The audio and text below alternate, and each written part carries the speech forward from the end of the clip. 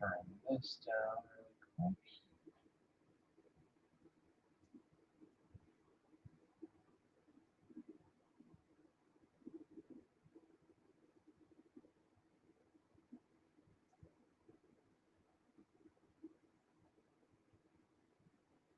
That's awesome.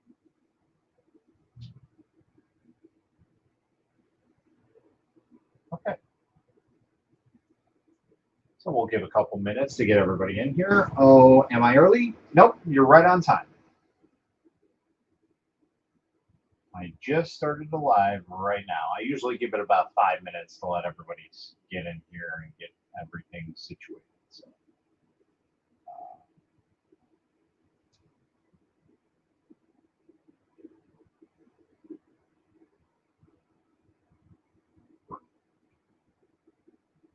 okay.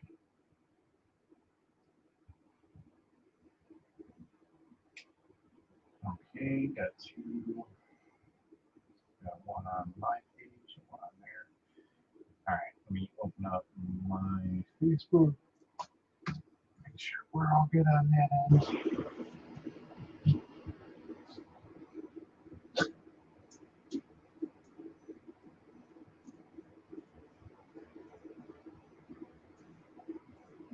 Hopefully you guys can hear me all right. So, check. Hopefully you guys can hear me all right.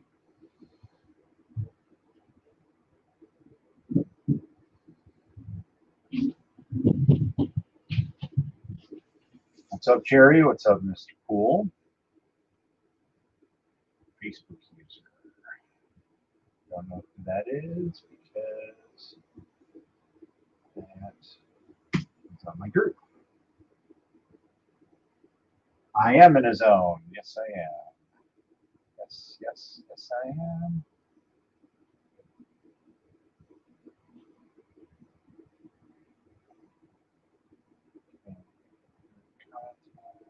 Me. That's good. Let's pin this to the top. Yeah.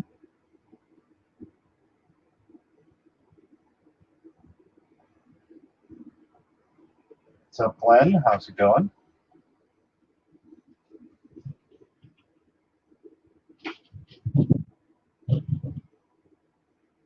So apparently, StreamYard's decided to update Echo. There's an Echo. Where? There's an Echo on Twitch.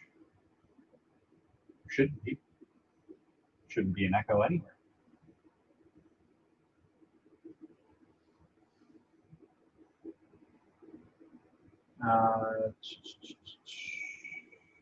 Very strange.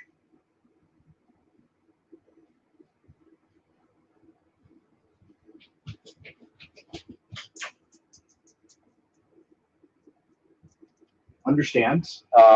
This live's a little different. This is going to be an unboxing, so this is slightly different.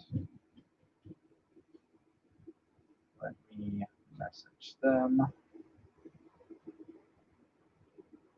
Otherwise, I'd say yes. I'm always down for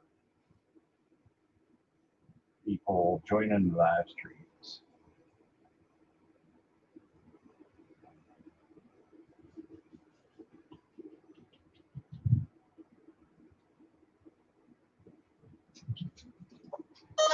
What's up, now, fam? All right, that's good. Got our notification on there, notification there, there. Everybody got their notifications.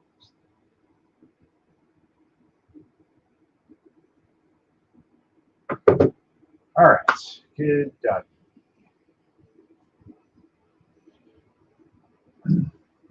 What's up, J-Mac? What's up, Chip Builds? You're finally opening the SV04. Yeah, I've only had it for a couple days, so we just needed to find the time to set it up. So for those who are wondering why I keep talking down this way, I also have TikTok going as well. So, all right. So as usual, I'll give it about 5 minutes or so to get in here. I mean, we're already at the 5-minute mark, so I guess we can start up.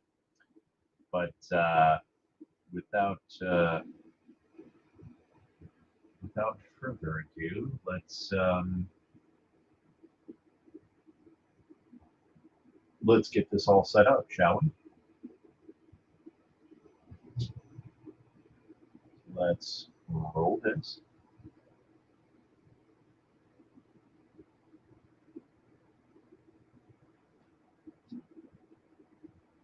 All right, hello everybody. Welcome to the live stream. We are unboxing the Sovol SV04 today.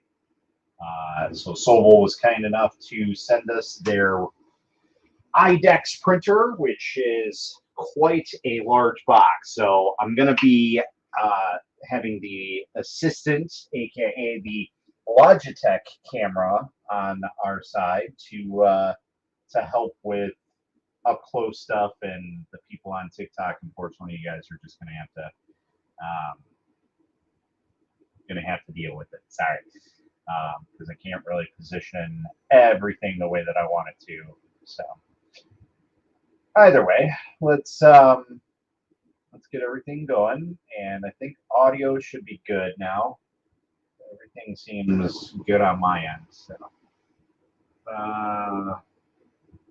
Do I know hoof? I don't know hoof. Finally, a replacement for the 10 log. So now you don't need it. So we're actually going to do a printer off of the 10 log. So, all right, let's get this all set up here. We're going to bring this down a little bit to closer level.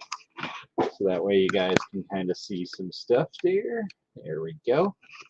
And what I'll do with you guys is I will position this so you guys can see everything from this camera, if it'll let me.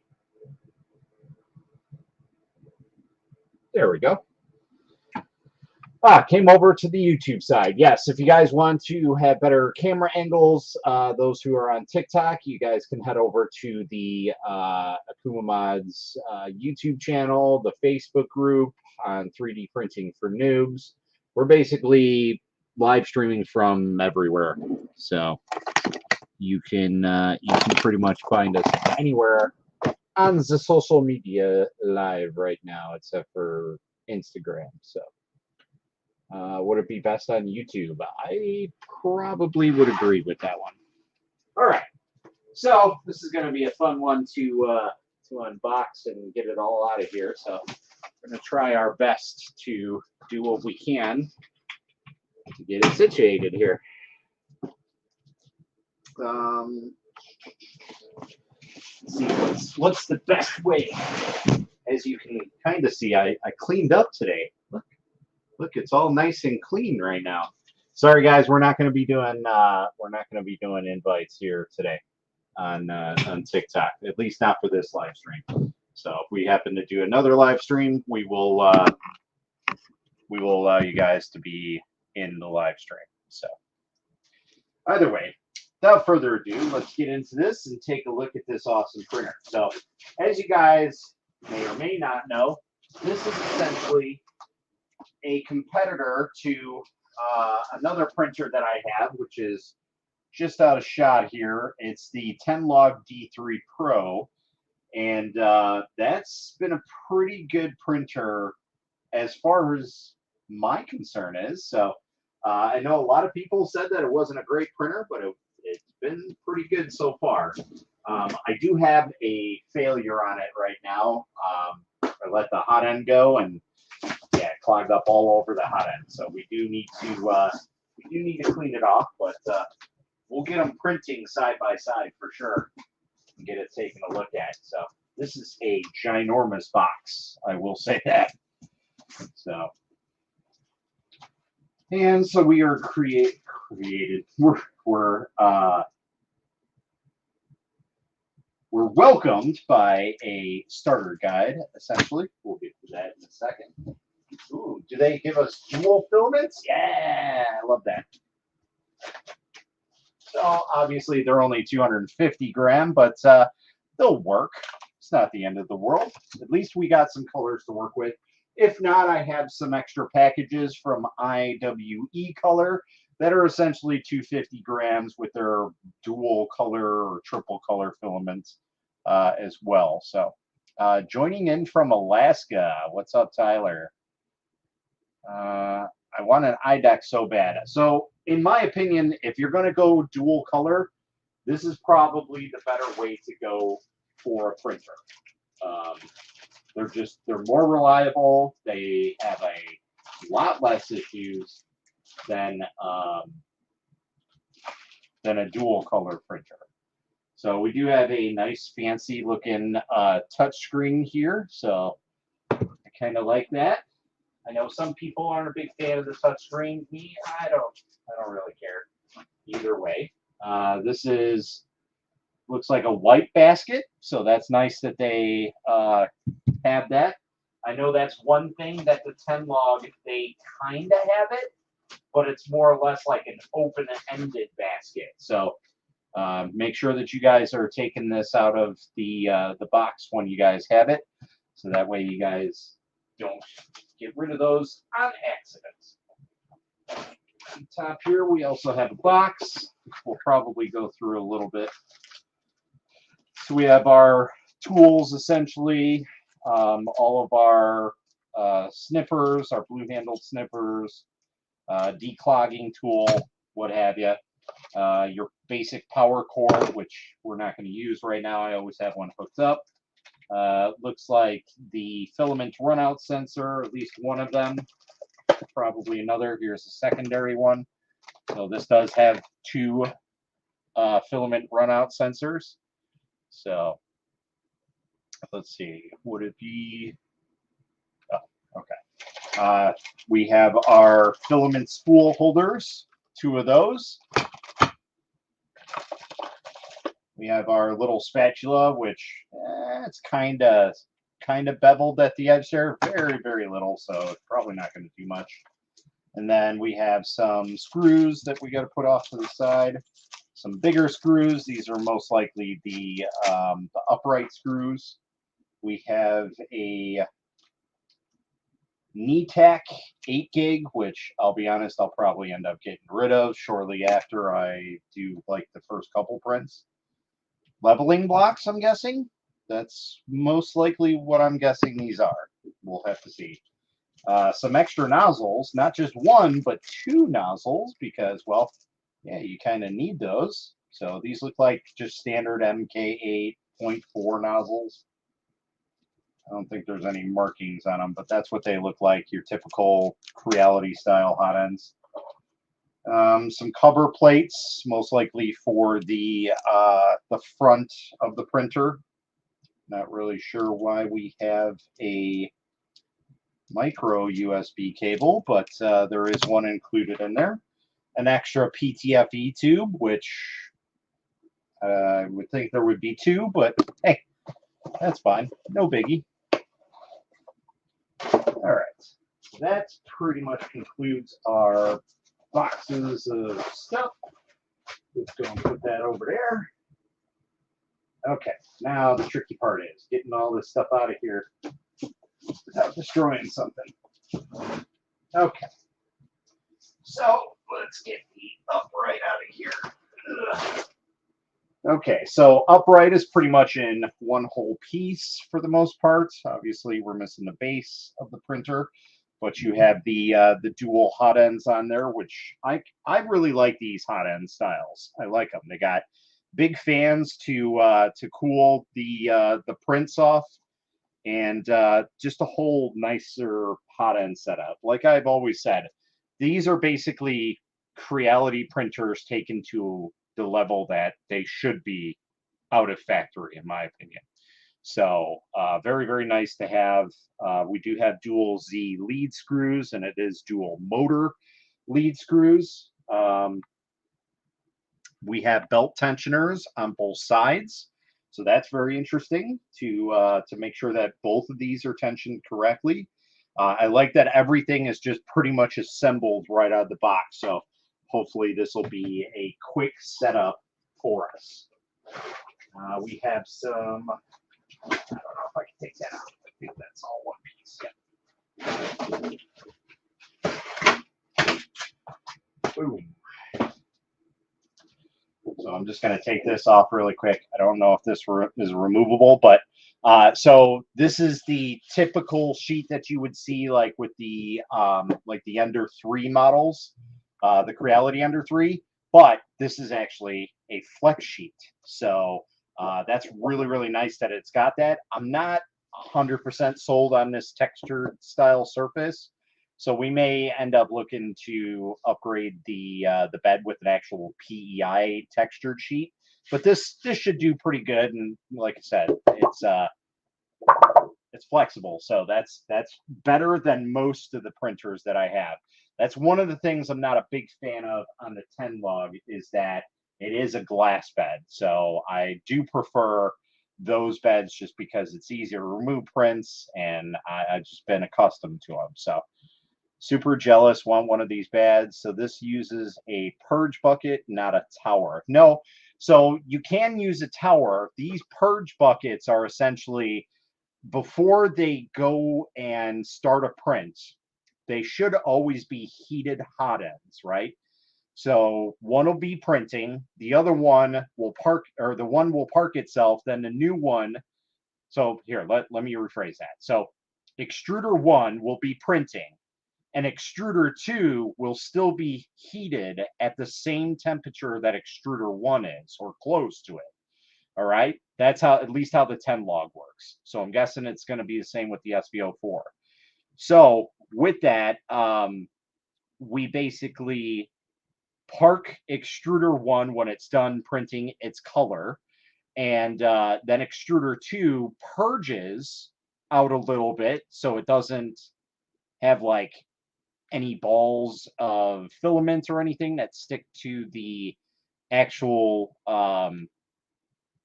print. So what it does is it purges off in this basket, but that still doesn't mean that you can't utilize a purge tower. It's just that if you're using 2 colors, there should really be no need for a purge tower because you can utilize the buckets as well. So, but it's more or less for one specific thing, not, or a couple different things, not one specific thing. All right. So this is the base, and let me see how I can get this set up over here. You know, we're gonna set this on top because this is a solid box. I'm just gonna do it all on here. We're just gonna give it a go. All right, I'm gonna move you guys yet again. So my apologies for the motion sickness that we got going on here, but we need to adjust and adapt as needed. Okay. Yep. Yep. I'm a fan of the buckets, but not towers. Mosaic has ruined me on multicolor printing. So I've heard a lot of bad things about Mosaic, and it's unfortunate because it seems like a really, really cool system. So, but hey, I guess, you know, to each their own type thing. Some people may like it, some people don't. Either way. All right. So again, everything looks like it's enclosed in here. I should probably check the power on this before I start booting everything up. But yeah, it looks like everything's enclosed in here. Probably have a Creality silent board that I can just barely see.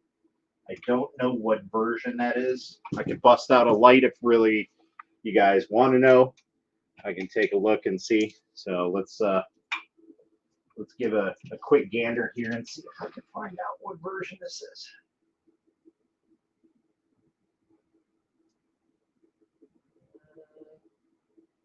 Cannot see what version this is.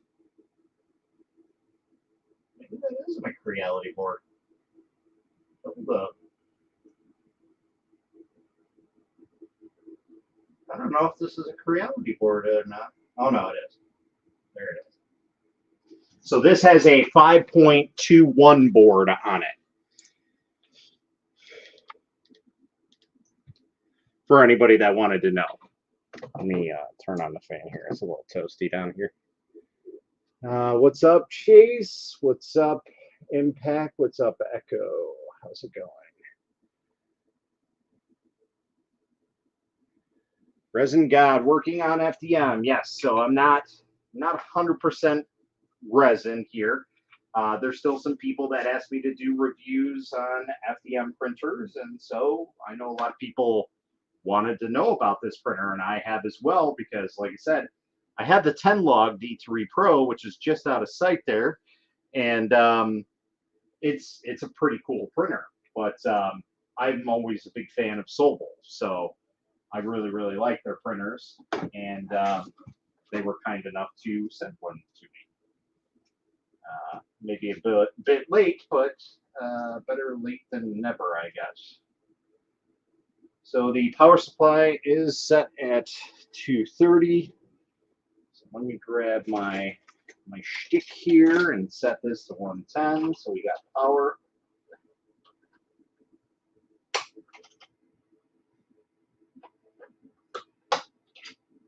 There we go. All right. So now we got power set to 115. Yeah, it pretty much is the same style printer. It is an IDEX printer. So they're pretty much going to be right on par with each other. So what's the build size on the printer? I want to say it is 300, 300, 400.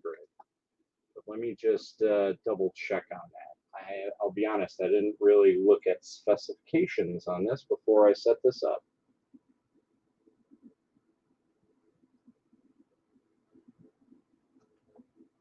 Yeah, so it is 300, 300, 400 build volume on this. So essentially it is exactly like the 10 log. I think the 10 log is maybe just a little bit more. I think it's 310 actually, but I mean, that's not really going to make a huge difference. All right, so pulling out the directions here, we have our filaments. Okay, so oof, I'm not a big fan of that, but I guess those will kind of work. So these this upright doesn't screw into the base from a top down. It screws in from a side, which I am kind of so-so on. I know they probably will do this good, but the last time I had a printer like this, I had a little bit of an issue getting this lined up and going, and that was on an Ender 3. But who knows? This might be a little different. We will see.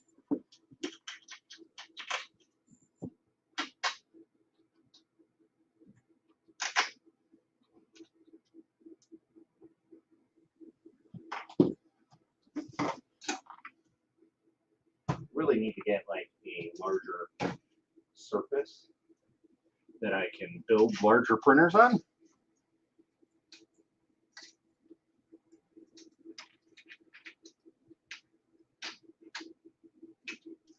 That would probably help. Okay, what do I know?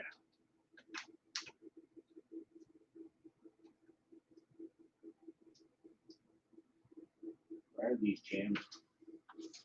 They shouldn't.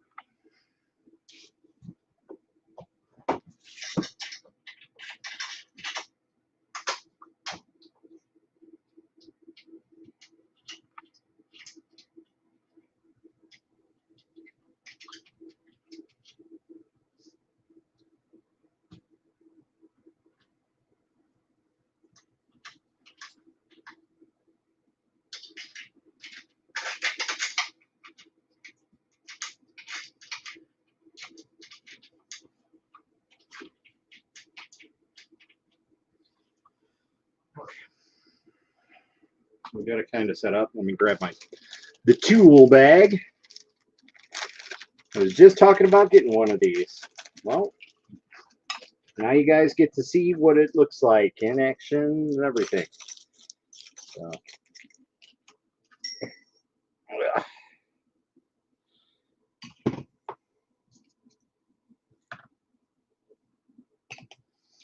And it does come with a wrench spanner, so you can adjust the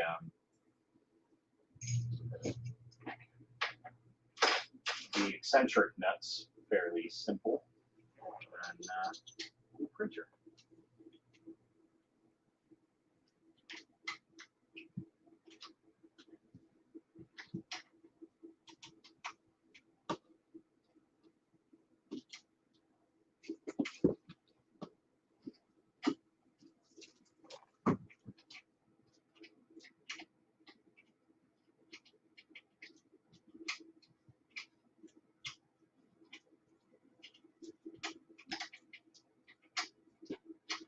So at least the left side is going in fairly simple. The right side I'm a little concerned about. They seem to be binding up. But that could be that I'm not putting it together on a very level surface.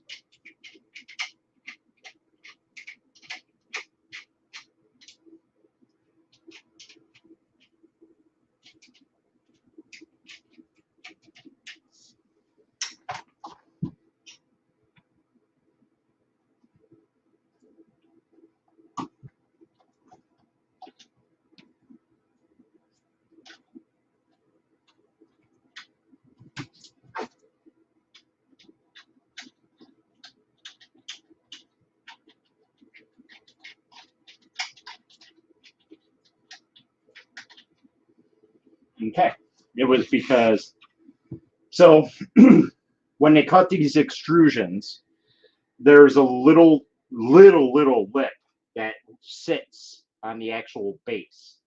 So it gives it a little bit of a sturdiness to it. And that's what was happening. I didn't have it. I had it resting below. So it wasn't resting on it. It was resting on the side. That's why it was like very hard to get those screws in. But now we're all good.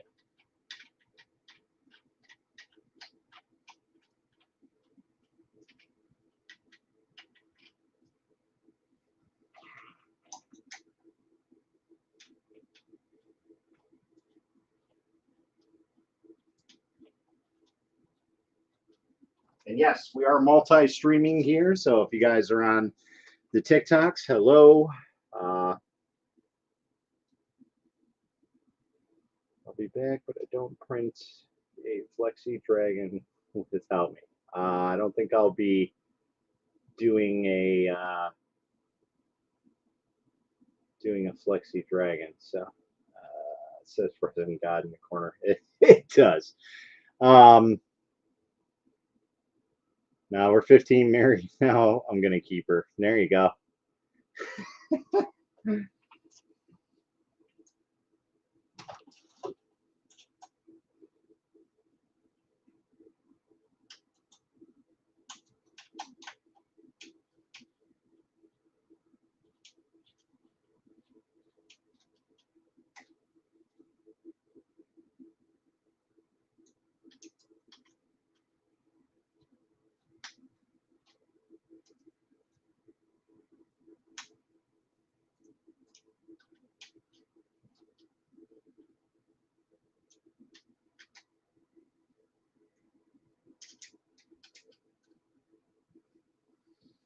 So I will say it probably puts together a little bit, just slightly easier than the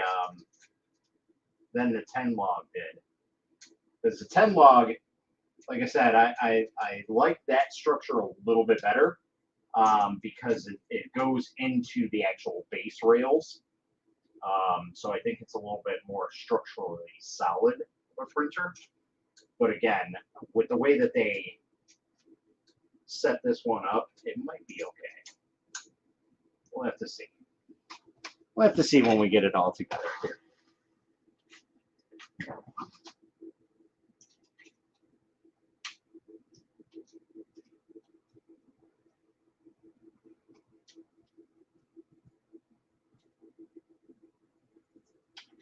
But screwing down the base plate screws were horrible on the 10 log. because you got to go up and under and try and fish around. It's all open box area.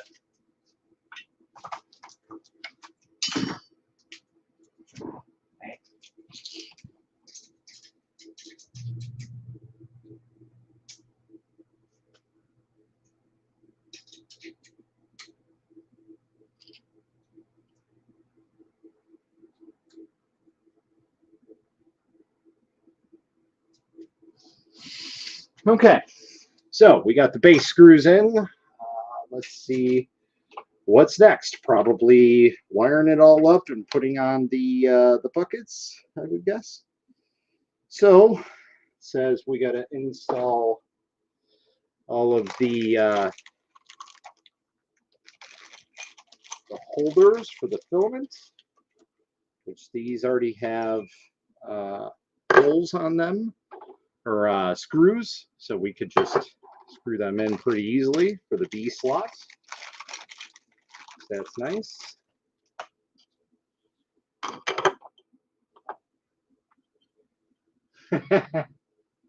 Father, he who provides so much for us.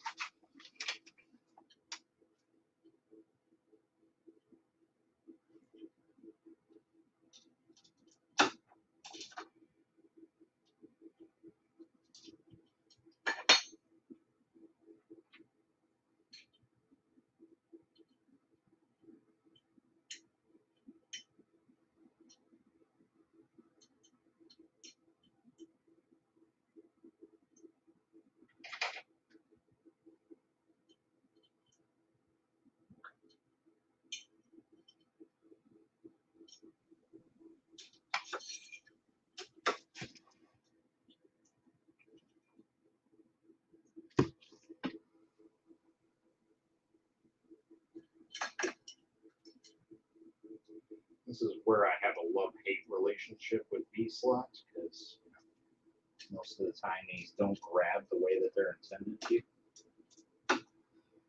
It really grinds my gears.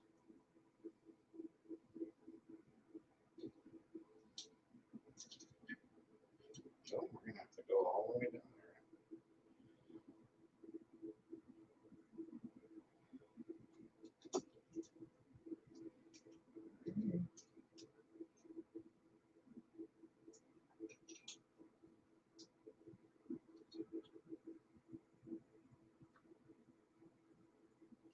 Okay.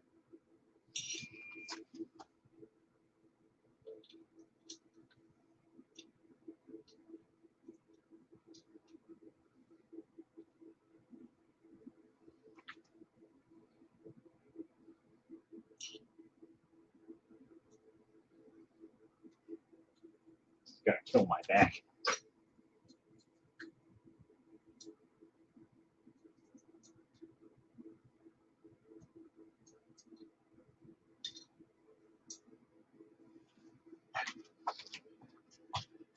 So with these, even though they're on there all the way, make sure you take them down as far as you possibly can to grip that B slot area.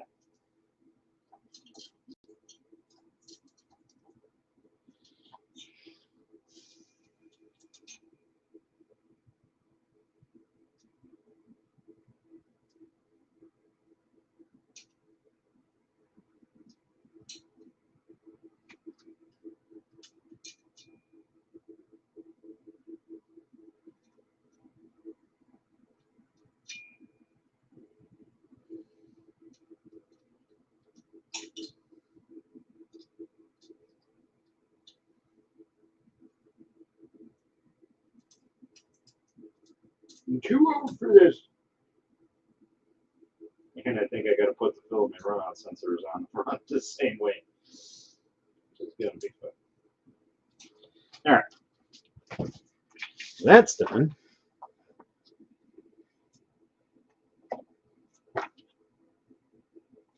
Yeah, 60% of the time T-slots work every time. That couldn't be more true. So, I'm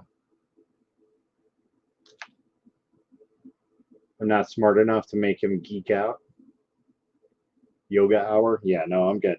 All right. So we have our instructions here.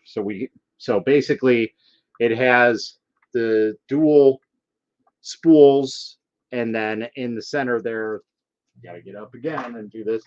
We got to put on our filament runout sensors, which these ones, they're kind of so-so. I mean, they're oddball filament sensors that they have, but I guess they kind of work. And the reason why I say they're oddball is because they actually have like this roller system that keeps a straight path, which I don't really necessarily think that's needed. I'd rather have a Bowden tube set up just going to the hot end, even though these are direct drive. Like, I think that would be a little bit more classier of a setup. But again, what do I know? What do I know? I do resin printing.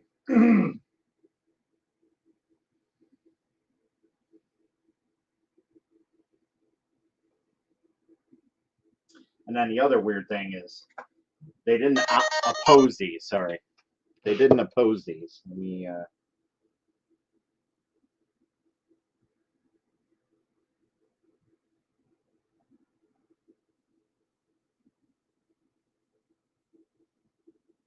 That's not very good. Anyway, these should be opposite of each other, I would think, but we're not going to get into that. That's kind of a nitpicky thing. It's not the end of the world as long as they work. I shouldn't really have an issue with them. So.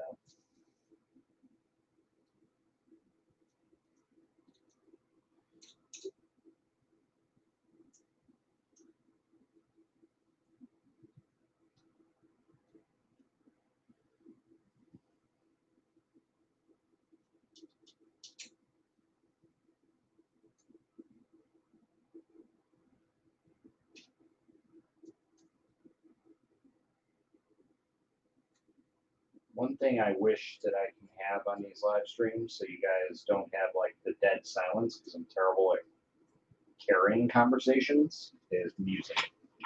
It's one thing I wish I could have on here. Yes, this machine was sent to me for a review from Sovol. It was something that I had asked them about a little while ago, and then it just kind of fell to the wayside. Then I got the 10 log, and a lot of people wanted me to do a comparison between the two. And so I reached out again and asked them, and I didn't get a response. And then they decided to reach out to me about a week before they announced the SV05 information, or at least videos, and they were like, "Hey, we can work with you on the on promoting stuff." And I was like, "All right, cool." I've had a couple people ask about the SV04. They were a little hesitant, but I've already reviewed the SV01 and the SV03. I'm not really interested in the SV02 because I don't want to go back to the dual color printing days of being disasters. So you have tried to win one so many times? Really? I didn't even know that they had. Oh no, they did have a recent giveaway with this. So, all right. So we got to put our spindles on for the spools. These are the new lock-in-place ones. So these go on front. Very simple, straightforward lock-in place.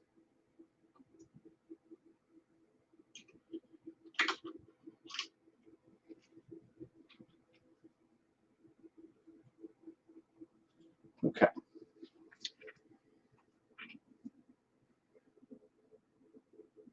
Well, who knows? We might do a giveaway with this one, so maybe you'll have another chance to try and win this. Because I'll be honest, I probably won't keep this one around for too long. Who knows? Maybe I will. Maybe I'll let the 10 log go instead, and keep this around, because it is a dual color printer essentially. Obviously, you can run more than dual colors, but we can, it's much easier on this. So now it says to install the LCD screen. Let's make sure we got the correct setup here.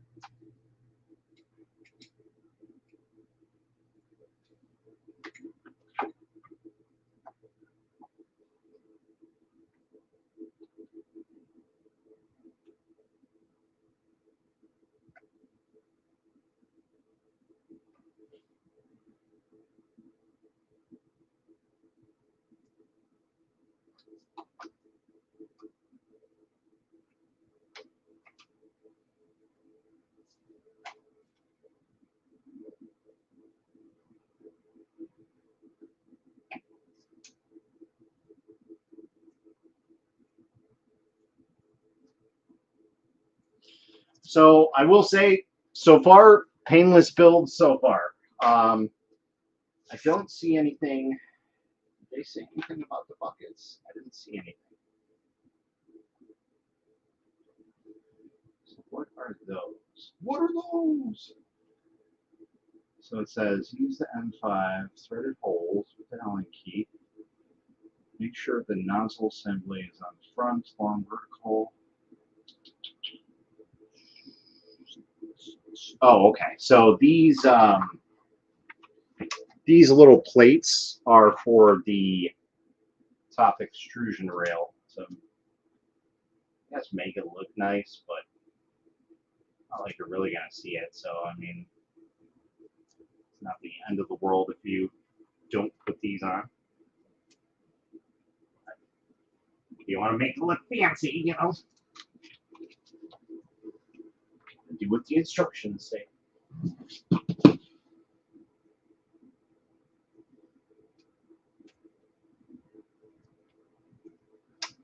Okay. So yeah, no information about the buckets yet.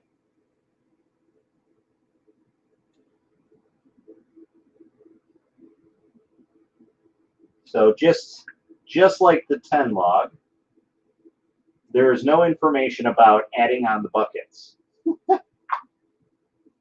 Which, I mean, that happens, but come on now.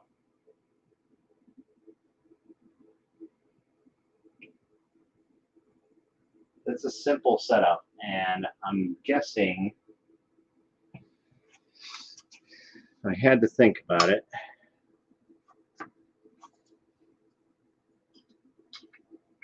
Probably would go right there. I'm taking a wild guess. Yeah. So essentially, all you're going to do is you're just going to loosen. There's 2 screws underneath each of the hot end area parking areas, and you basically install the buckets that way.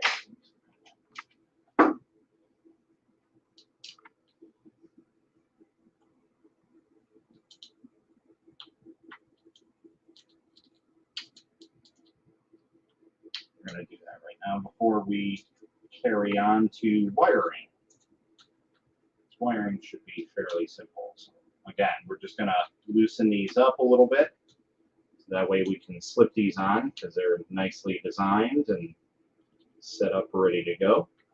We just got to make sure that, you know, the sides are on there correctly, because obviously if we do the wrong sides, then the purge bucket or the purge block will be on the wrong side. So you want to make sure.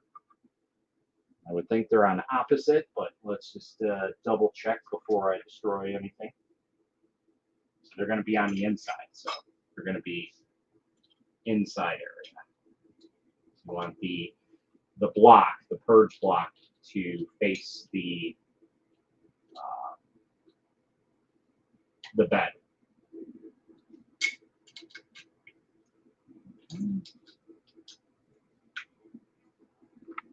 This was just slightly longer, so I can get my fingers wrapped up in there.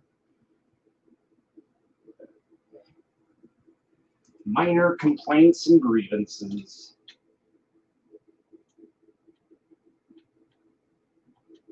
Sorry for neglecting chat right now. I'm kind of busy building it. Being a busybody. Yada, yada, yada.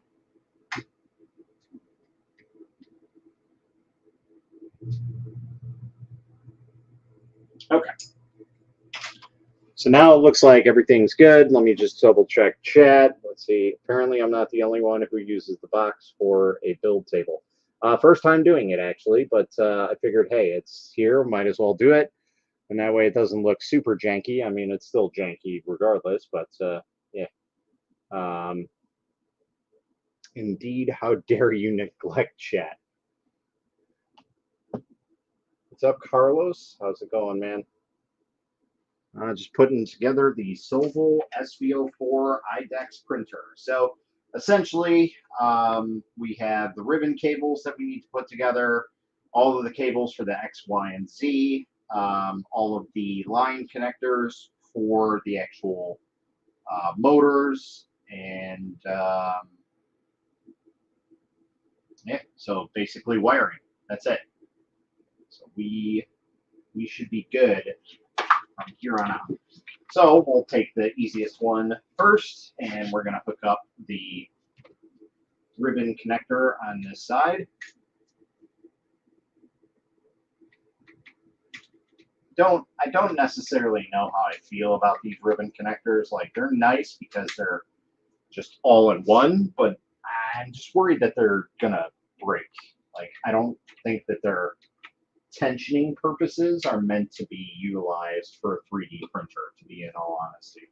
But hey, what do I know? You know, I could be completely wrong. So,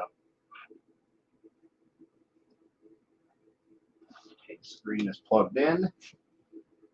Now let's put this to the side. Let's plug in our Z end stop here.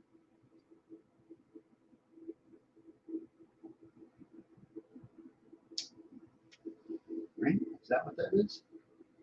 I don't know if that's a Z end stop. That might actually be.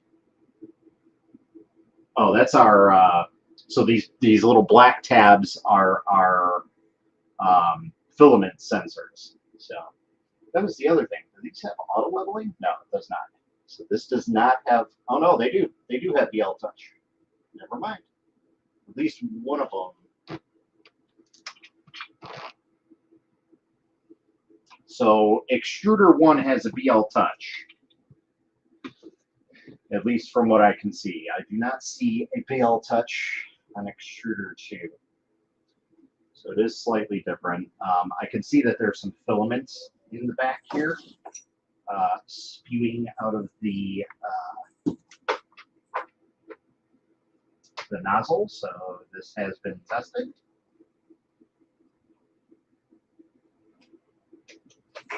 Deviation connector. I don't know how to plug it in there.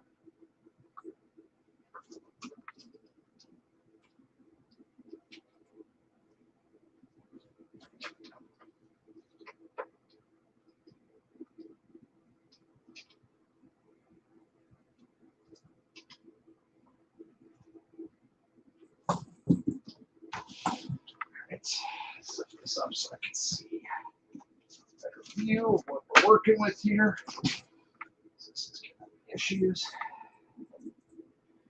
$1 million question. Should I go? Yeah, we got more than enough space to go up and over. So, okay.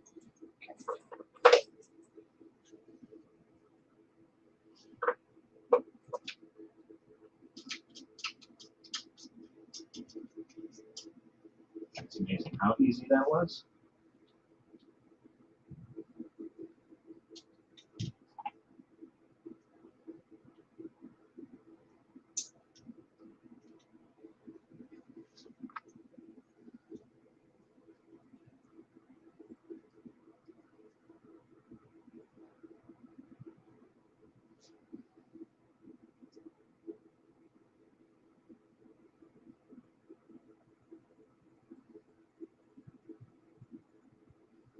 So I'm guessing Z1, since that's the closer to the 2, and this is Z3, Z2. And that's it. Everything else, oh no, there's some here too. Obviously to the filament sensors. Here. One. Number two. Okay. That's it. Finito. We're done. So what? That took a total of, we've been live for like 40 minutes, essentially doing this. That's pretty quick, we'll say. Power supply is on the side. Yes.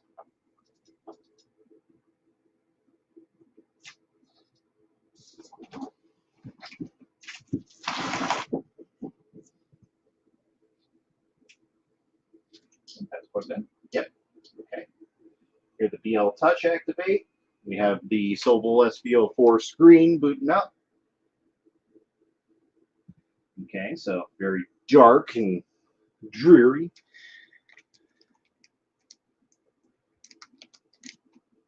From what I understand, it's the calibration that's a pain. Well, we'll have to see. It's got BL Touch, and unlike most printers, at least with the SV03, the BL Touch actually worked for once.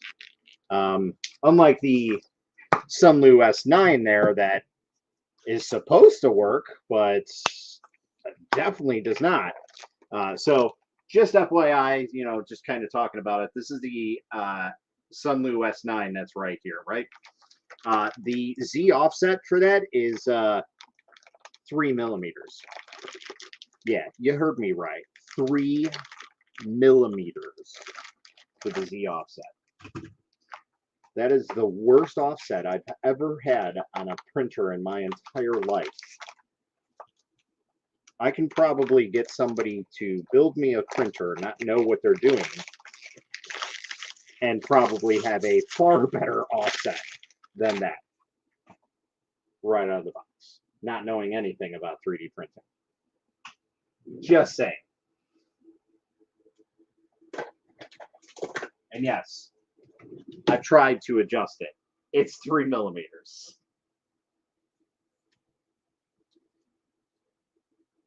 I thought to myself, there's no way it's 3 millimeters. There's no way. There's no way you could run a machine with 3 millimeter Z offset. But nope. I was wrong. All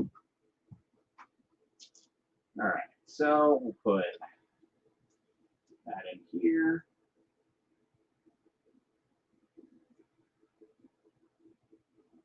I think we'll have to make some adjustments to these filament runout sensors. This is definitely too close for comfort on this.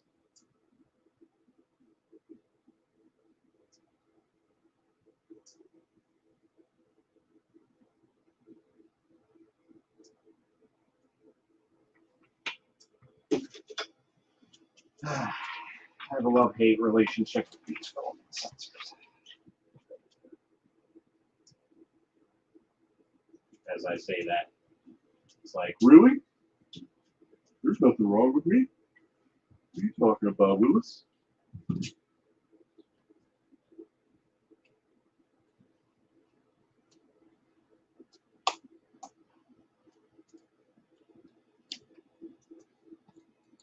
Yep, only one extruder uses AVL, the other has to be adjusted to the same height. Yeah, so that's the only weird thing about it, but we'll have to see.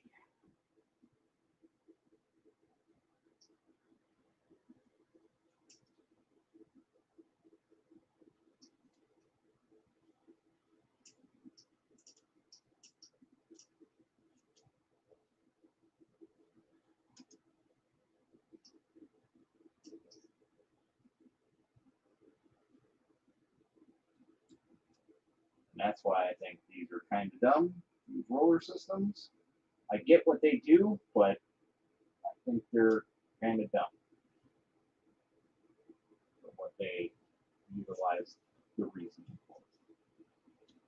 See, they're nice because they hold the filament right there, but they I don't know, they're weird. All right. So we have single extruder mode. Let's go to settings. Let's go. We're just going to move the Z down a little bit.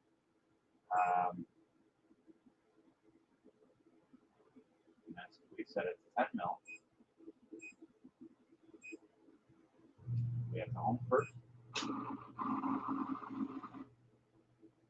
That's definitely not home there, bud.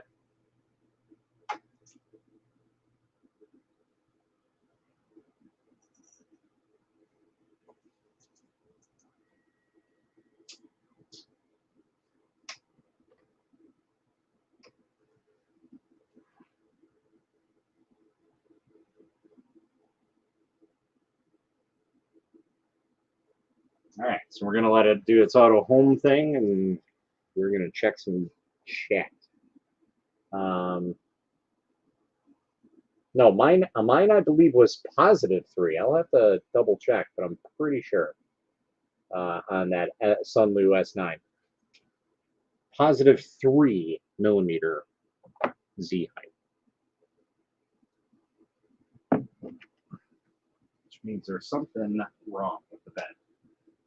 So just like the 10 log, you have one that parks, and usually it'll go on there.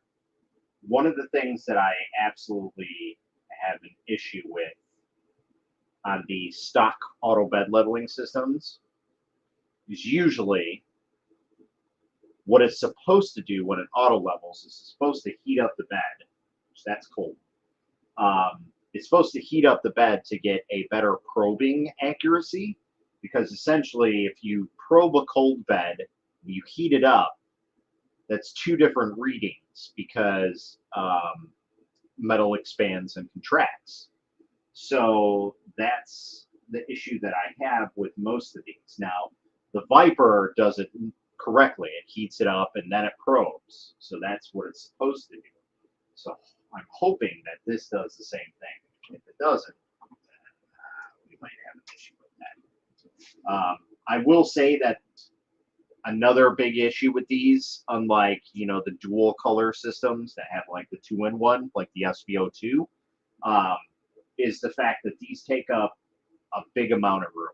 So while it may only have a CR10 style build volume, 300, 300, 400, the actual size of the machine is like it's like a Cobra Max size, because it's got the IDEX that goes out to the side.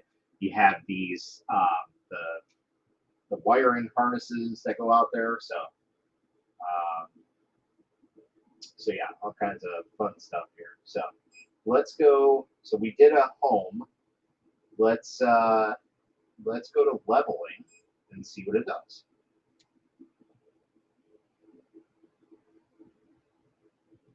So it plots it on the LCD screen. And it tells it exactly what it's doing. Now it's going to go down.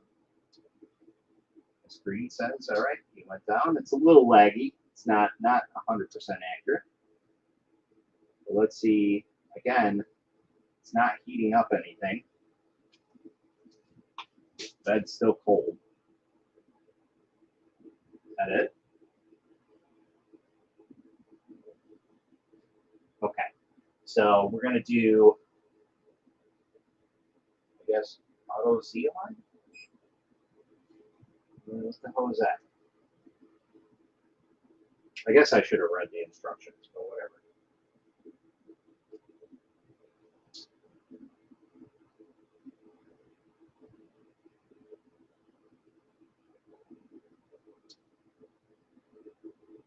Now, for those who were saying, okay, yeah, it only has a BL touch on one side, these are dual Zs. They're not linked or anything, so they are singular dual Zs. So they should be in sync. Because I want it. No, I'm just joking. They should be in sync, so that way, if you do the auto leveling on this, that means that should be good, because the Z's should be synced up. Should be is the key word in that sentence. So maybe it is -3. I don't know. Shep did an episode on that. He found that The nozzle was the only thing that caused a difference in measurements. What are we talking about? Are we talking about the SV04 or the S9? Yep, only one extruder. Oh, for bed leveling. Okay.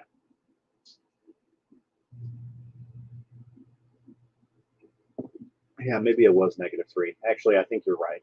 I think you're right.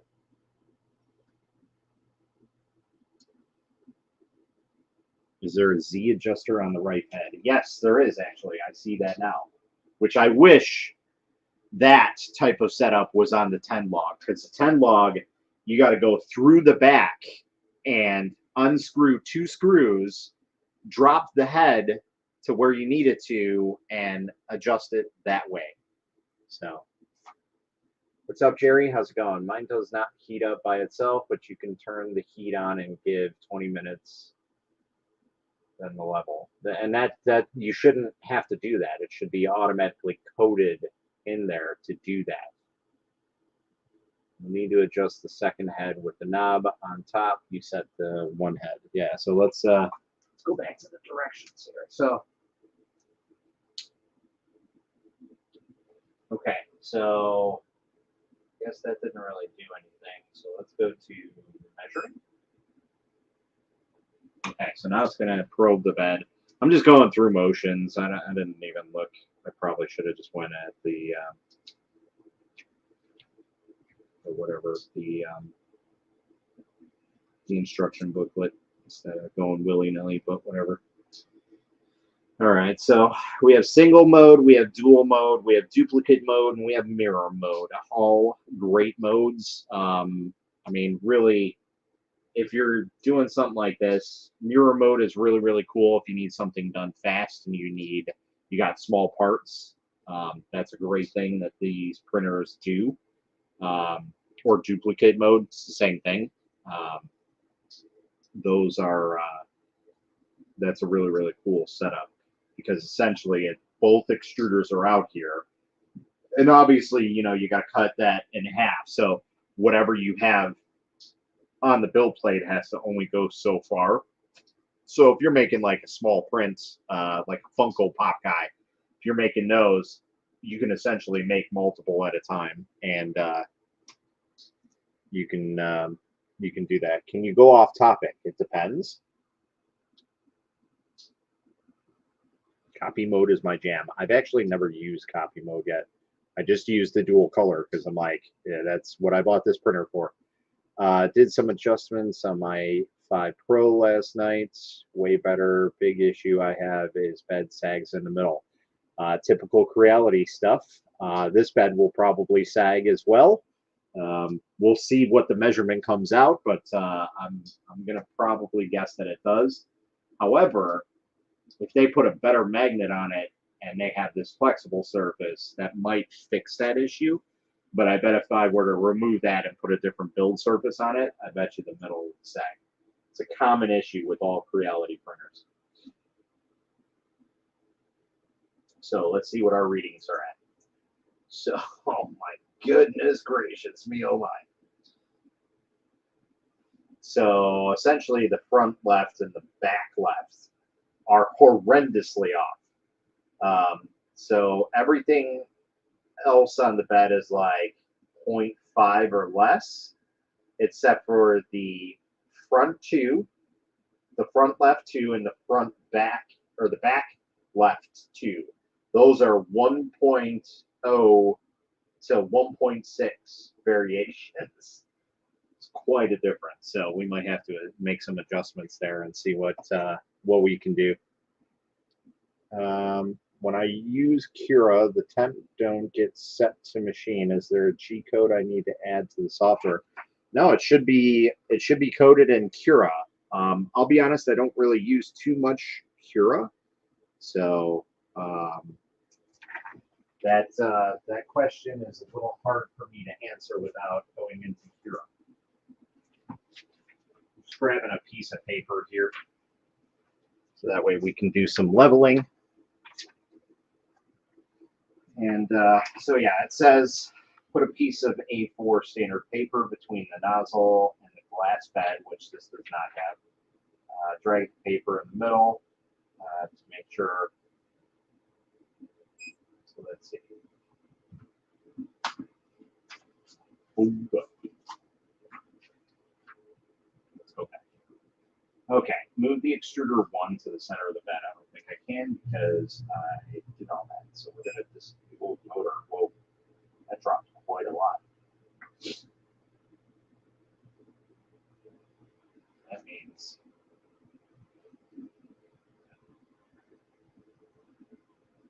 select settings.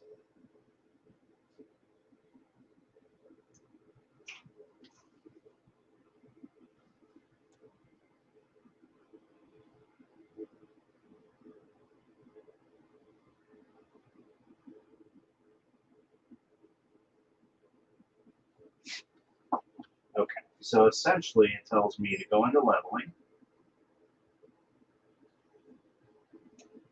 Oh, I had to go to settings, not leveling. My bad. I still feed. Make it different.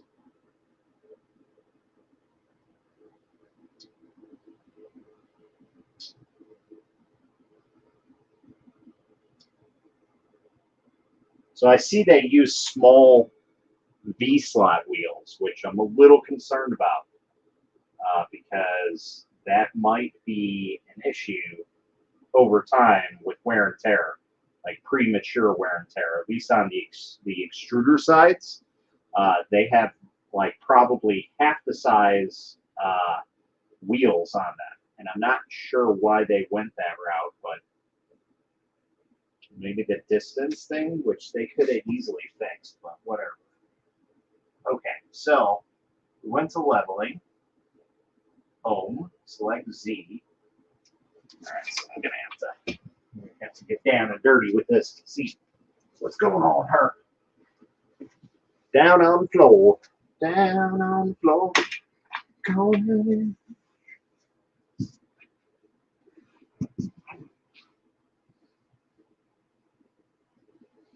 All right, so we're gonna adjust our Z offset. Right now it's at 0.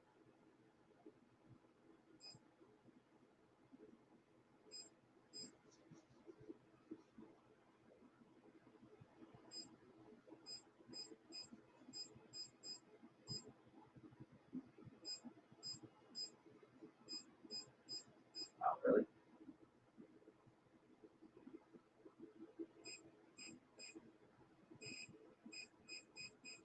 What is with the Z offsets on these things?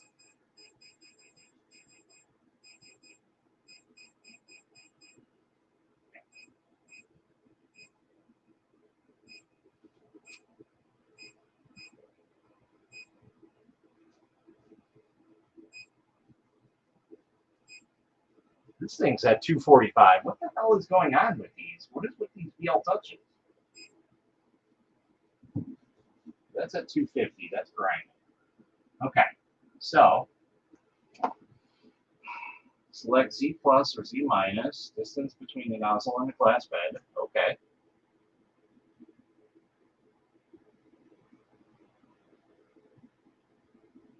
Make sure that the nozzle can scratch the paper, then the distance is perfect. You can repeat the steps. So let's see, can we save this? Yeah. Okay. Now we have to go select settings, leveling auxiliary. Okay. So now we're going to do 1 through 5. Let's see if we dig in the bed. That one's good.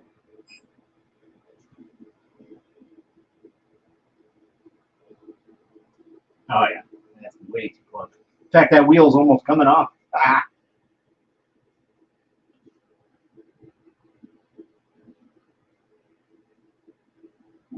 That's close.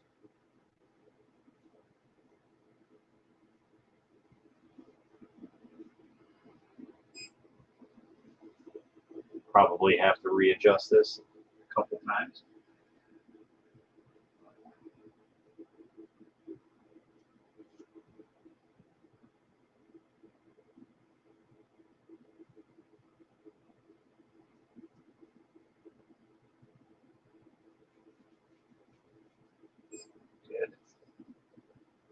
belt.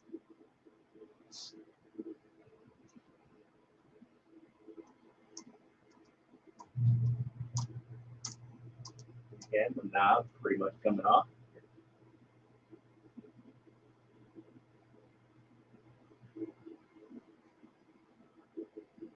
I'm thinking that the knobs are literally coming off. That means the Z offset is totally fucked on this.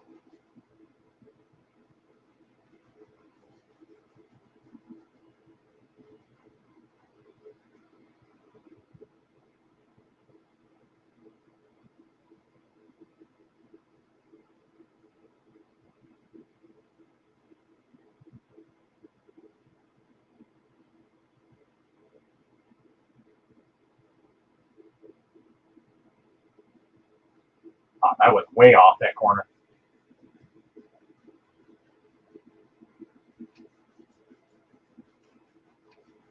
We're gonna have to do this a couple times because this is way the hell off.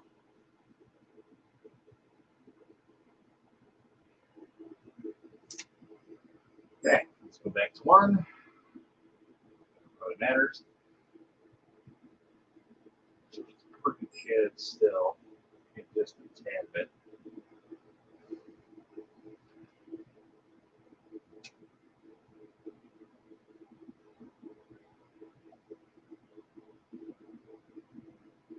You can also do live Z as well. That's what I normally do.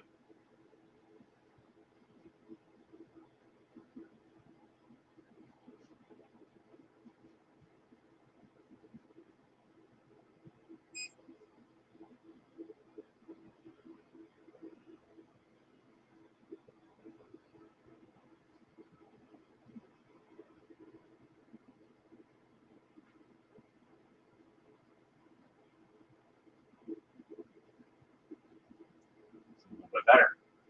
Now the knobs aren't falling off the bed.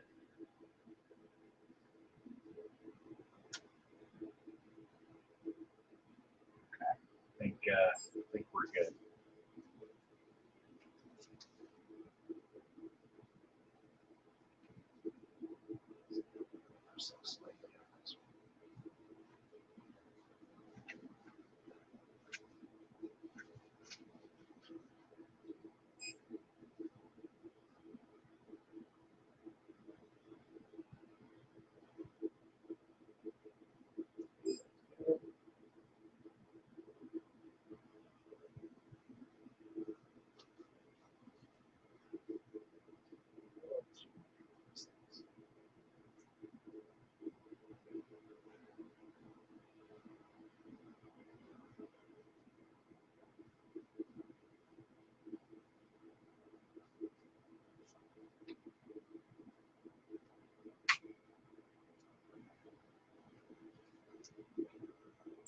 We're good.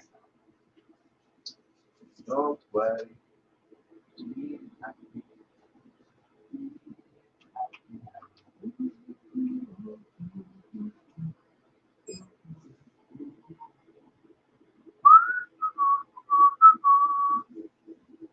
Center's way off.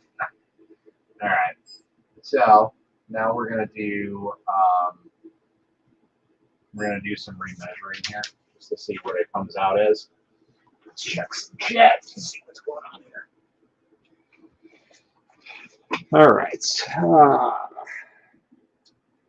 Heating a nozzle caused a difference in bed leveling. Heating the bed did not change anything. That should be the opposite.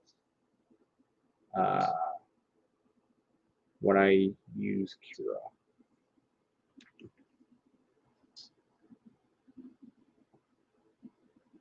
What's up, May? How's it going? Yours lives at -2. Why are these offsets so major? I don't remember them being that bad. I mean, has it been that long since I actually looked at it? Like, let's see what the Viper is at.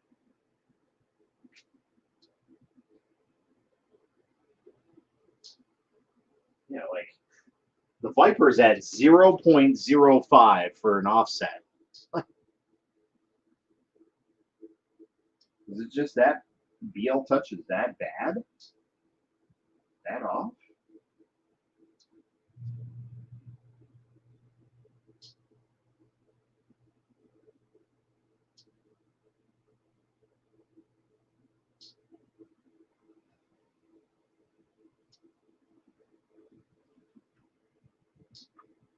Okay, so then it says switch to nozzle 2, select auxiliary left lane, click number 1.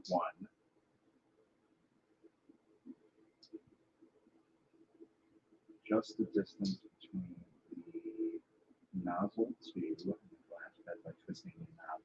So I will say that even before I touch this, that auxiliary leveling for number 2 already is going to be a game changer because it's going to be that much better.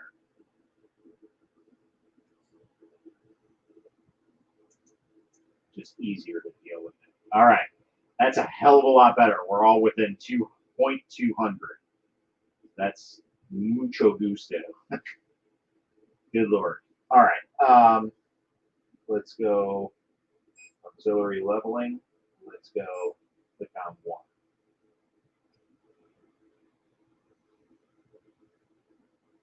Okay, so now we're going to go.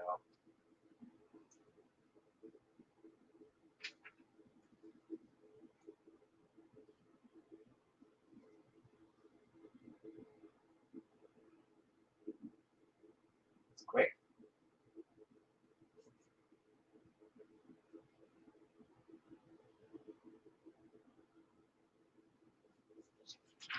Ever so minute adjustments.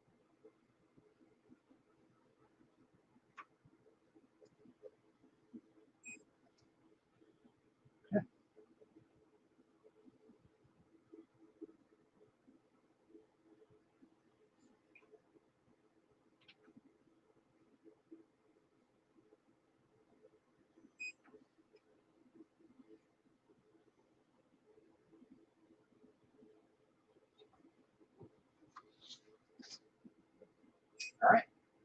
So I think we're good at leveling.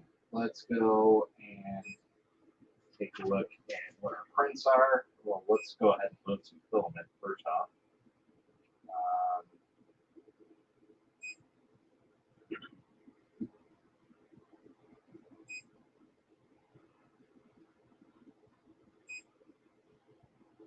Next.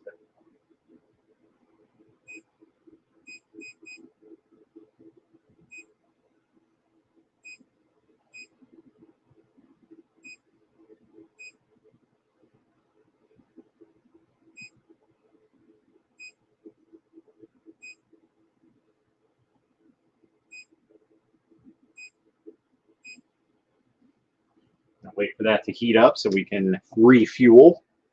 Are you printing yet? Almost. Just about to. My machines decided to rebel against you. I think it was a glitch in the printing matrix. We had nothing but fails.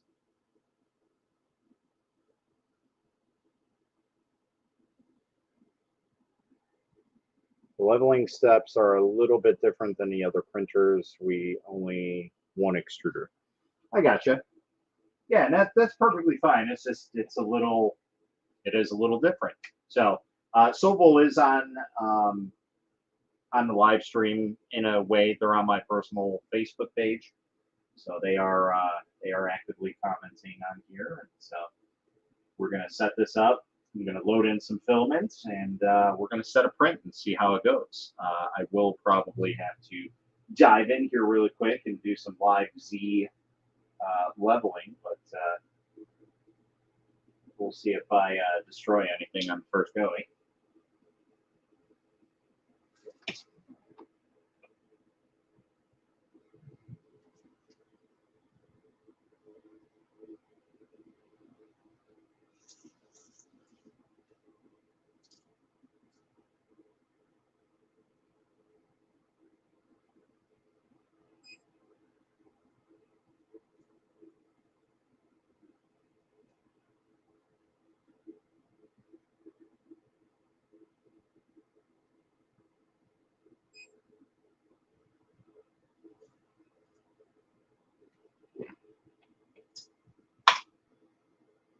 Ow, that was hot.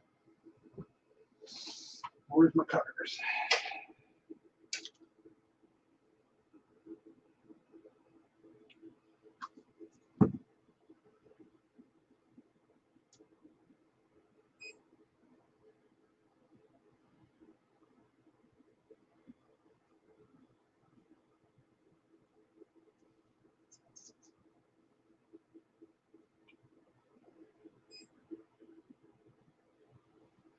Okay, that's going in.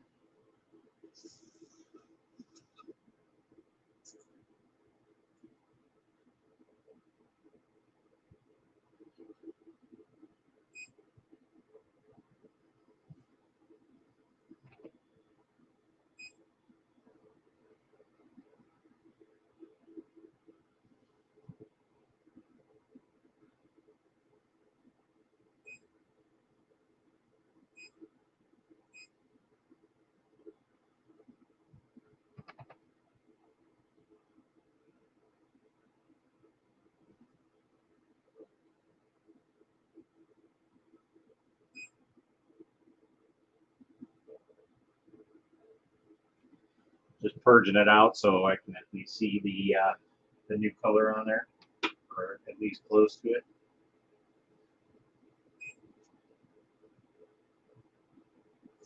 All right. So I think that go 60 plus. Oh, it already did the vent for me. Cool. All right, let's go to prints. No SD card.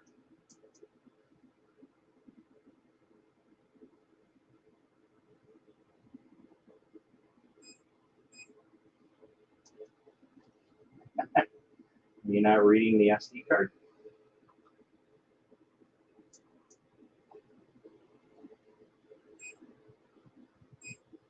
There we go. All right, so what should we do?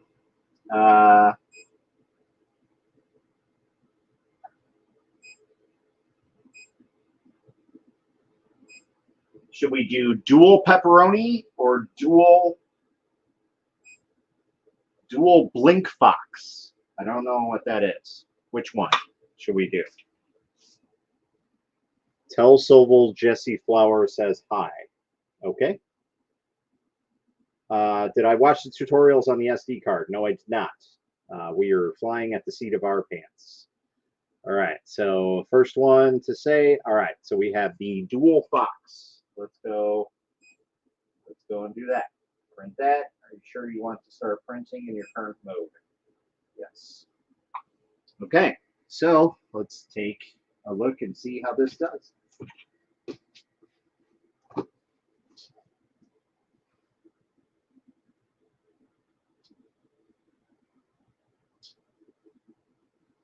We have adjust on the fly.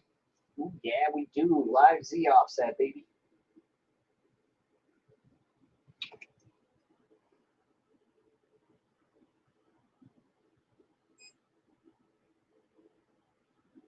All right, so we're getting up to temps here. We're good on that extruder. So like I said, one extruder is going to stay at like 200 degrees. The other one's going to stay at 190, so 10-degree difference. And that's the reason for those white buckets is so when this one parks and then we go to the next color, it's going to wipe that color out.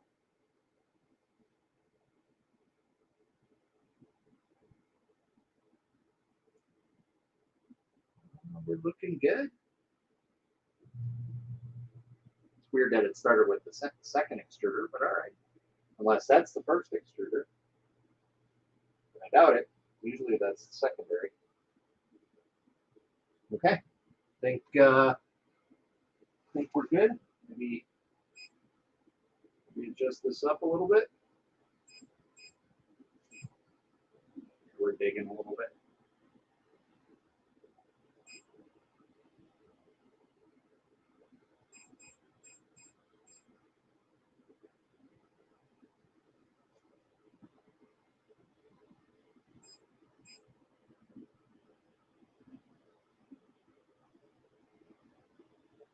There we go.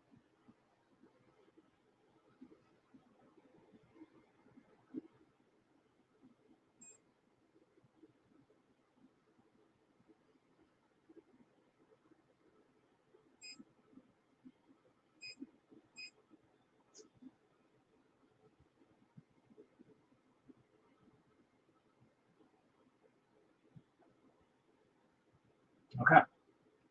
So we got our first print going. Looks like it's going down all right.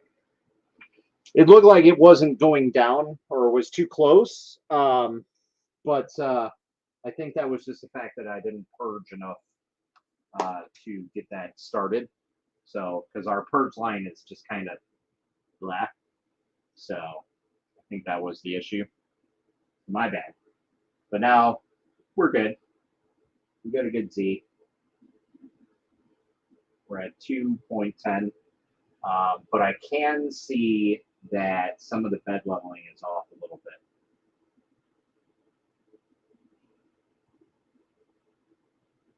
So we're gonna let it ride, and then we're gonna adjust as it goes. As this print finishes, we're gonna adjust it a little bit.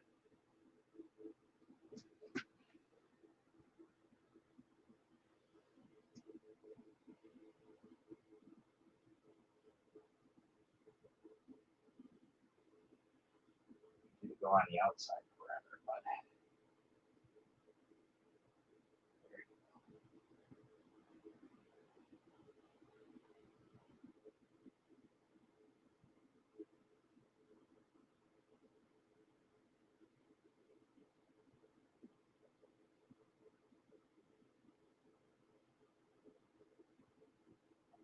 I have no idea why it's doing it in that motion, but yeah.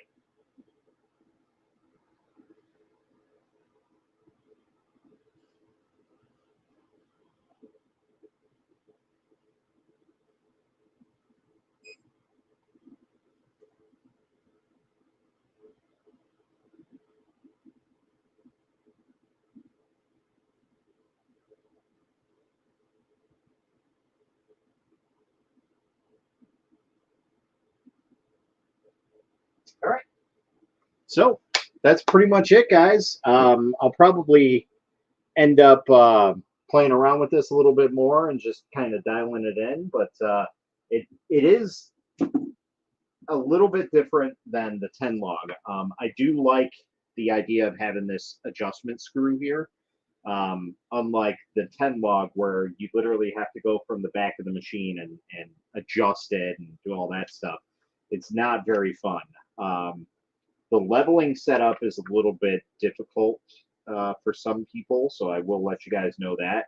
If you have some issues, just know that you got to read the instructions, because it's not going to work out very well if you don't read the instructions fully and understand how IDEX systems work. Because again, you can have it adjusted properly on the one extruder, but not on the other. So that's essentially what we're going to find out here in a little bit. So it's like a yin yang type thing. I think we're a little bit close on the first layer there.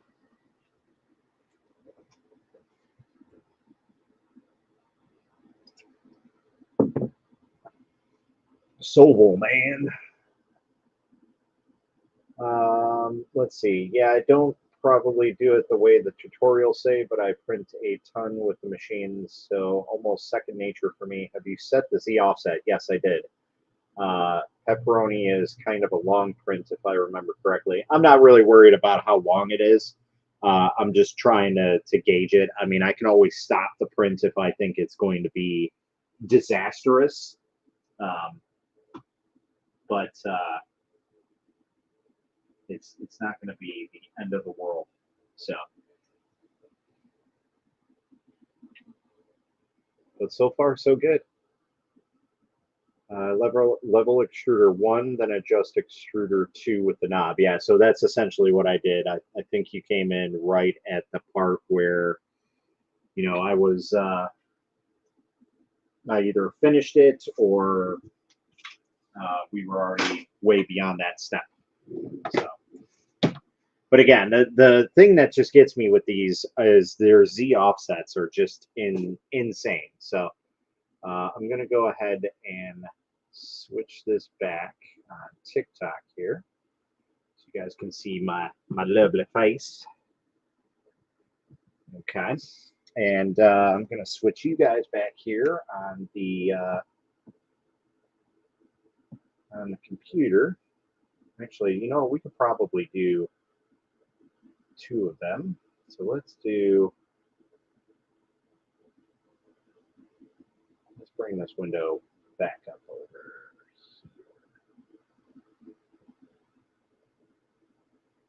Okay. So I think that's good enough. Yeah. There we go. We'll do the Twitch streamer style. We'll have the little mini window in the background. The Fox is a cool print. Well, good to know. So I still don't know what these are, but I'm guessing they're leveling sticks. I did not see anything in the manual about those. So let's just let me double check before I confirm that 100%. Circuit wiring, yeah, that's Creality board, so we already know that. Know that. Preparing it. Okay, we're good. We're good. So they do have that. So they do have it to where you need to adjust the Z axis. So if there is an issue where something is majorly off level-wise, these are your go-to, and you will need a platform to level these properly, because we try and do it on the box, we're probably going to have a bad day. So so yeah, it essentially wants you to level with ground. So just make sure that you have a leveled surface if you are going to adjust the x-axis, so your gantry essentially. That's what these are for. This is what all printers should really come with, in my opinion. They're great to have, and a lot of people don't have them, and a lot of people tend to print them. And the issue is their printer already has issues, so printing them is not going to be right. So while it may print and look okay, one of them might be at 19 millimeters and the other one might be at 22 millimeters, you know? So there's always that variance there with printing out adjustment sticks. That's why I have an issue with them being on like Thingiverse and whatnot, ready for people to download, or somebody making one, because essentially they're made to make your printer be leveled in a way. And if, like I said, your printer's not leveled, you're already setting yourself up for failure, and you're going to be pulling your hair out wondering what's going on. So it's nice that a factory includes ones that are already pre-made, pre-cut, ready to go, that, you know, are going to be, you know, 20 millimeters on each one. So that's the great part about that. But it is in the instructions to level that. I did not personally. I kind of went on a whim, but in the past with Sovol products, I've never had an issue with their gantry, especially printers with dual Z-axis. I've never had one go out of whack during a shipment process. So I don't see that happening here. But again, if we see that there's an issue with it and one side is wonky than the other, then we'll adjust it as is. So can you start over? I want to see you put it together. It's not that hard, to be in all honesty. Yeah, so these are gantry levelers. So these are plexiglass cut or acrylic. So you can remove the backings and the reverse of them, and you know they'll look all fancy. But yeah,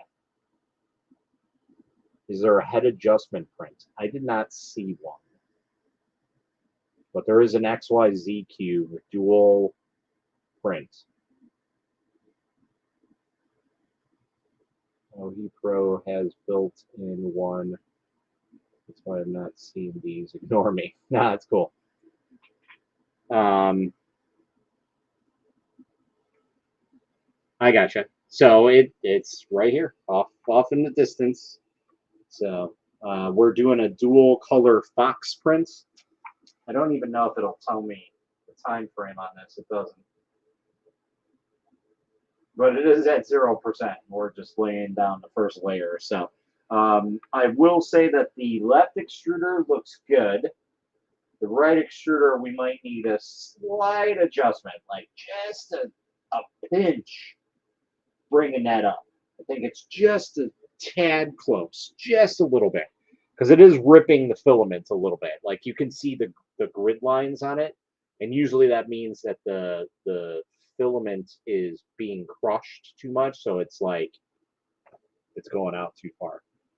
Yes, it is a dual direct drive system, just like the 10 log is. So, and yes, we will have a battle off of the IDEX, and whoever the loser is, maybe we'll do a giveaway on the loser. I'll set it up, and you guys, I'll have a handful of prints that we'll do in dual color, and whoever does it better, you know, maybe we'll do it that way. I get some companies to sponsor some filaments, because I don't really do filaments. Maybe we'll talk with Protopasta and see if we can get them doing, since you know I'm an affiliate for Protopasta. So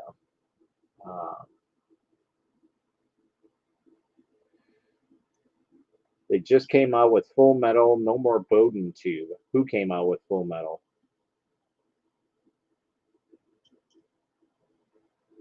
Were you able to find the Hellet profile? So I have not gotten to yours. I did not see your email, so I'll have to double check, but I didn't see your email. I've been gone for most of the day, so I got home. I did some cleaning up finally in the back there. Yes, I actually have like the back area is kind of clean. It's amazing. But I did that, and then I set this up, and that's pretty much where we're at right now. So I haven't done any other 3D printing stuff today, and I'll probably do that profile for you really quick, and then I'm probably gonna hit the hay because I'm pretty tired. As you guys may or may not know, I was on a live stream with a bunch of people last night. We were on live till about 4 o'clock in the morning. I didn't get to bed till about 5. Yes, even though I left the live stream at 4, I didn't go to sleep till about 5, maybe even 5:30. And I was up at just a little bit before 8:30, like 8:20. So I was up and out, and I've been up ever since. I did crash for about a half hour, but that's about it. So I'm definitely straining here. So I don't believe you. I only slept 2.5 hours after the stream. And there's the layer fan kicking on. Let me get a closer shot here. Let's see if I don't interrupt anything.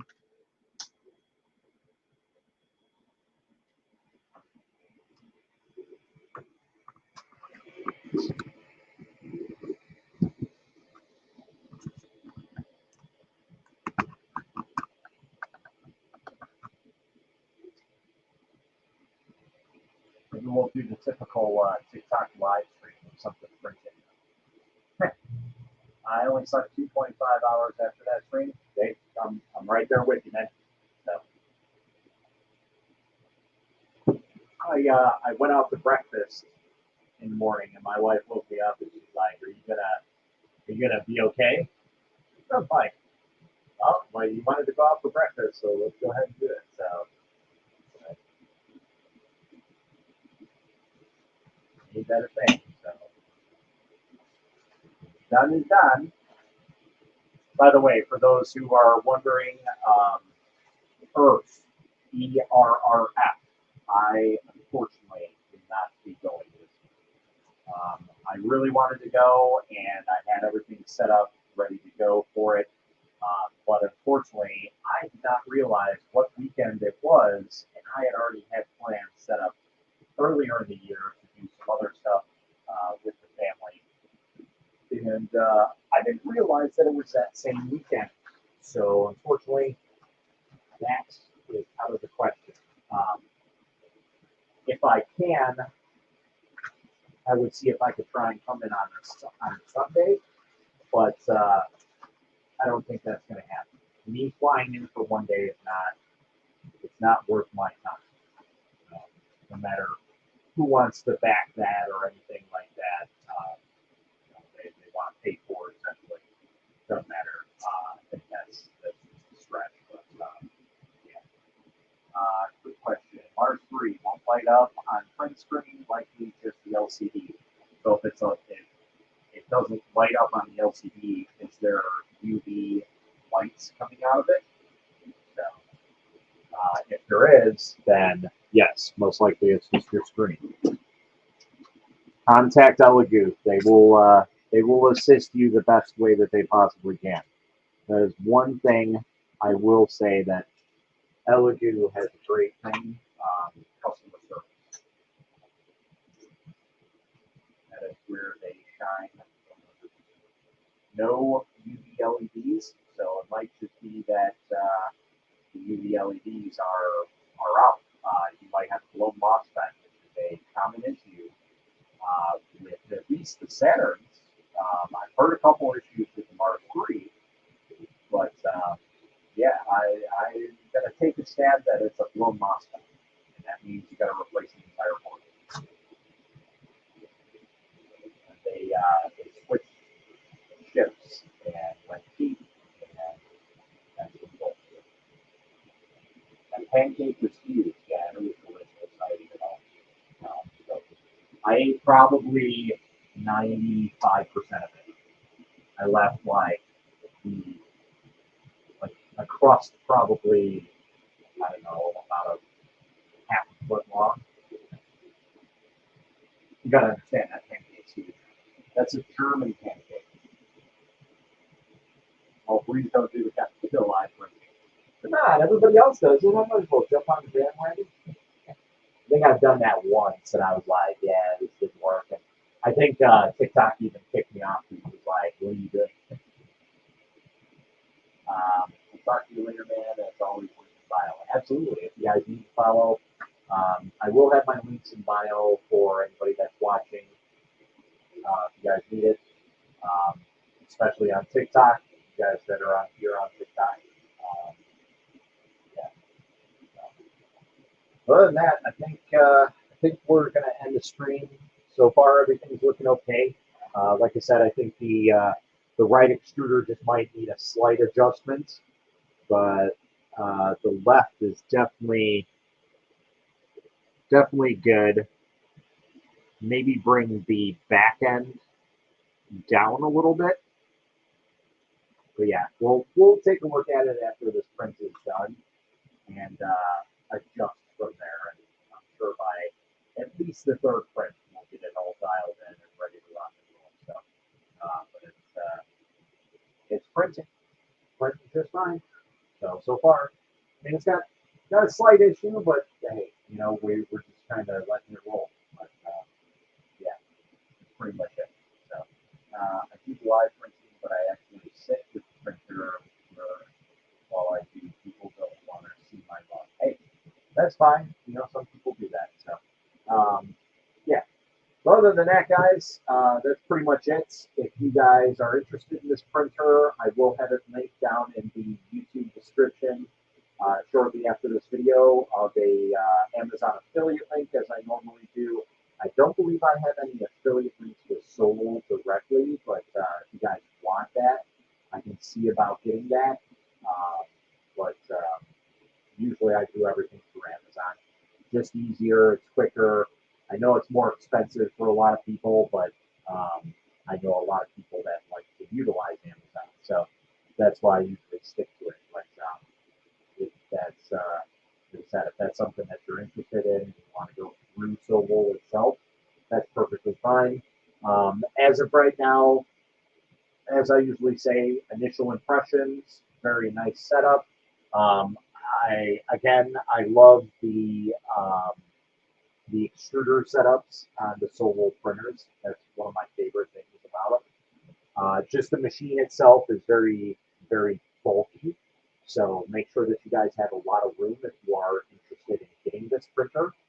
I do highly suggest this over like the SV02, just because dual color printing, like a 2-in-1 style printing, tends to have a lot more issues with clogging and things like that, where this, you can use dual colors, but you can also do filament swaps and use multiple colors beyond that, and it'll just be a simple filament swap. Something very, very simple. So I highly suggest this system, the IDEX systems, over anything else. But again, you guys do your own research.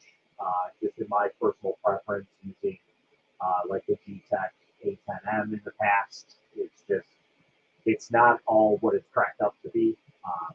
These IDEX are much more easier to dial in. So, LCD screen is very nice. Again, I don't really care as long as the printer works, whether it's got a dial system, touch screen, it doesn't matter for me. But it does have a nice looking UI system on it. Again, my downfalls of it, like I said, the size of the printer can be off-putting for some people. It is a very, very large printer just because of the IDEX size. And then those wheels that are on the extruder side worry me, because even though there's enough plastic in there to be probably all right for the wheels that it rides on, they're not what they should be.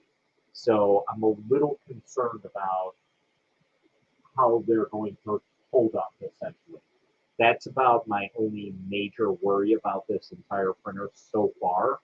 And again, we will look at it some more. But yeah, so far, I think I'm going to like this a little bit more than the 10 log. Again, the reason is those extruders are the extruder hot end assembly are much better than the 10 log has.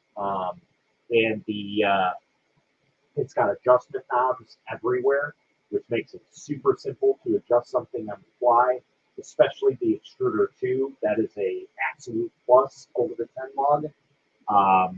And the magnetic flex plates, although I wish it was a PPI textured sheet, the one that they have on there, I'm sure will do okay. Again, we'll probably end up upgrading it at some point, maybe. Depends on how long we're going to end up keeping it, but so far so good. I was a little concerned about the rigidity of the structure, but the way that they cut the extrusion rails, it should be okay. You shouldn't really see any issues with flexing or anything. Just make sure that you tighten down your screws properly and make sure that those have those locking washers on there. Otherwise, you're going to have a bad day. But other than that, everything else seems to be working pretty good. Fairly straightforward for simple adjustments on the hot ends. Again, we've still got a little bit of tweaking to do. So, in my opinion, as a professional user, or semi-professional, I should say, I don't even really consider myself a professional user, to be all honesty. I will probably get this dialed in within 3 prints. A new user, maybe 5 prints. So just keep that in mind. If you've never used an IDEX printer, give it to at least 5 prints in before you think about throwing it to the wind if it's giving you too much problems. And again, I'm always going to be here if you have issues, so let me know, and I will help you through this as best as I possibly can. So that's pretty much all I got, guys. I hope you guys enjoyed the stream. Was kind of a shorter one for the most part, but hey, that's what happens when you have a machine that's already ready to rock and roll. So that's very, very nice about Sovol printers, and I'm expecting great results out of this, just like I have with the SV01 and the SV03 that I've had. They've been fantastic printers. And like I say, if you are going to the Creality side, look at Sovol first. They are far superior in every way. So, other than that, that's all I really got. I thank you guys for sticking around and enjoying the live stream. And until next time, guys,